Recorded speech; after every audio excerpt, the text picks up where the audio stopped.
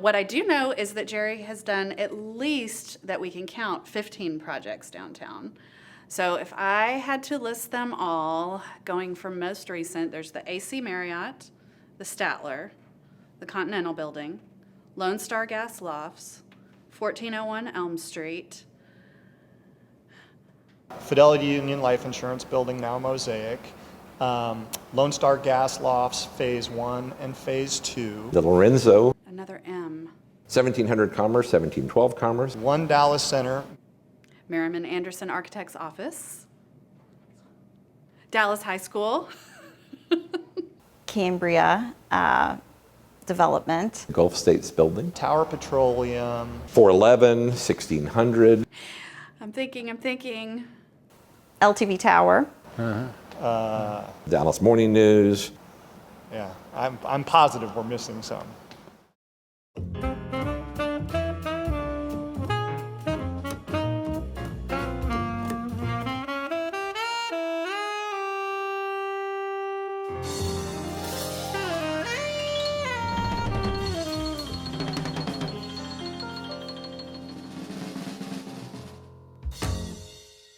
We started with the interurban building.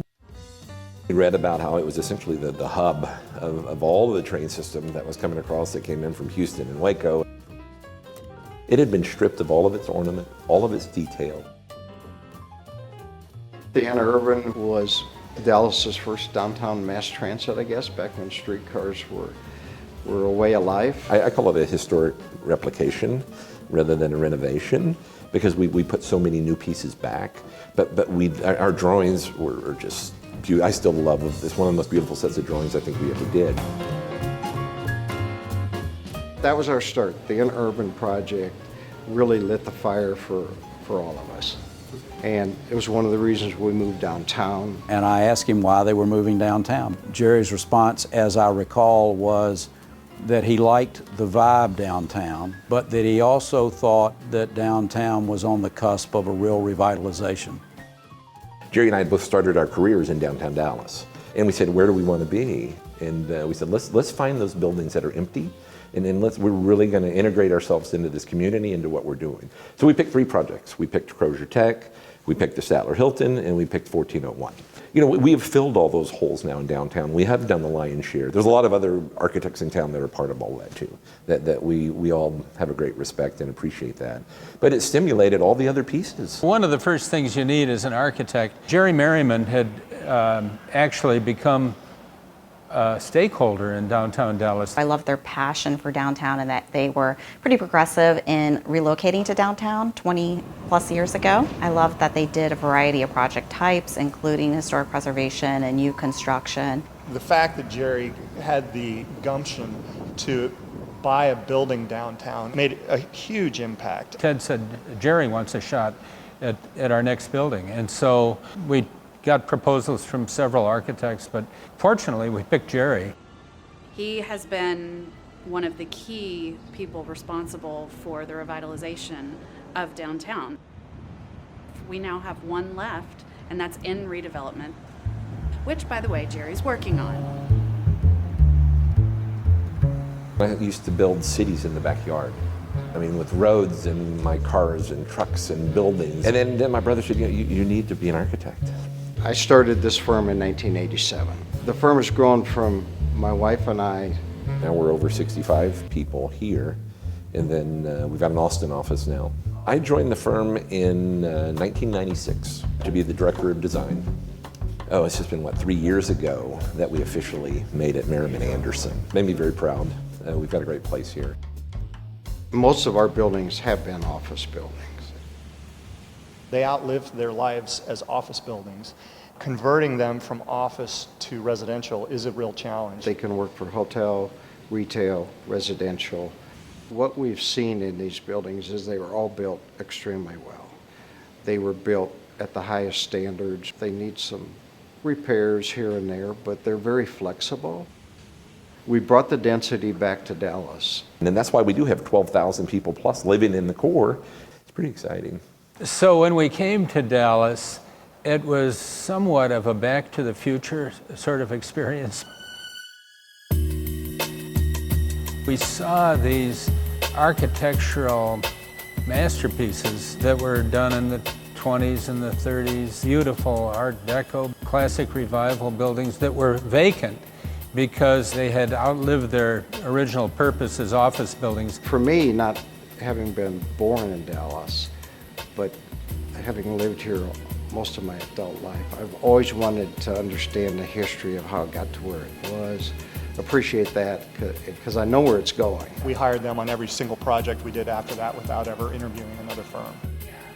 We are a group here at Merriman that has passion for old buildings and preserving them and bringing them back to life. One of the things that is interesting about Dallas is it has buildings of different eras. There is not one historic era, and that just because a building is maybe a little bit more recently historic does not mean that it is not worth something. We're becoming an older city. We're not a European city, but it's important to have the new, the trend-setting architecture of today to play off of the old. I think it just completes our city. It's iconic. It's a mid-century icon. I mean, everybody in Dallas seems to have a story about how they have been somewhat involved in the Statler. Historic, you don't really know what you're getting into. We took down the wall. There was a 40-foot long mural. No one had seen that or knew it was there. It sparks memories. The Statler is just the best example. All of them have in a way. I really do like them all, but the Statler is so unique. And I think it has opened so many eyes across the country of what can happen on these mid-century buildings. Likewise, I think what Matthews Southwest commissioned us to do on the Dallas High School has got to be a favorite too. I looked out my window at that building for 12 years and watched as nothing happened, and then all of a sudden something happened. I recognized that what happened was really, really special. The tax credit program, both state and national, has been instrumental in all of our projects.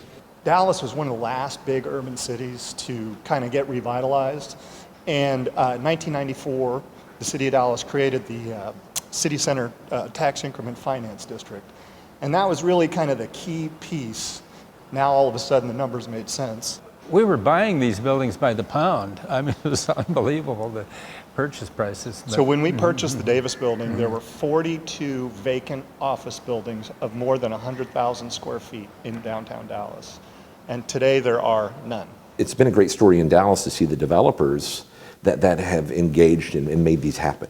You know, and that has to do with the funding. The cities are realizing that, hey, these TIF funds, the way they work. The building mix of ensuring that we preserve history with these historic buildings, and particularly when you think about that in terms of residential, which so many of Jerry's projects are, you start to create this great menu of options for anyone who wants to live urban. Our largest project is 1401 Elm. It's over $400 million.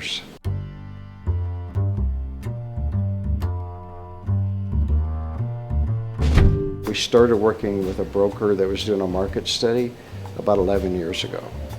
We're on our fourth owner, our fourth set of drawings. It's finally going to happen though.